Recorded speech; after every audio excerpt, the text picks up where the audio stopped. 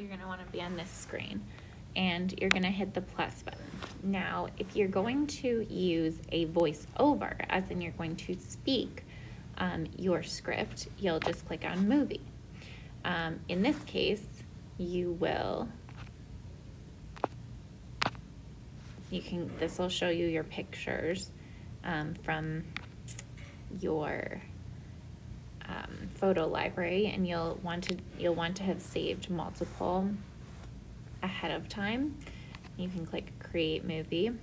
Then you can create voiceovers using this microphone. So for example, right now I would hit record, and it's going to count down to 3, or from 3, and now it's recording what I'm saying. So in a book by Hannah Khan, a girl will learn that despite having different backgrounds, she can find friendships in unlikely places, la-di-la-di-la.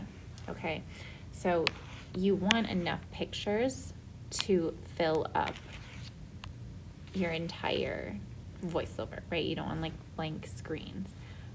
But you'll take some time finding pictures that relate to what you're saying. You can also make these longer or shorter depending on if you're saying a lot about the picture or a little. But I wouldn't have it more than 10 seconds or so for a picture.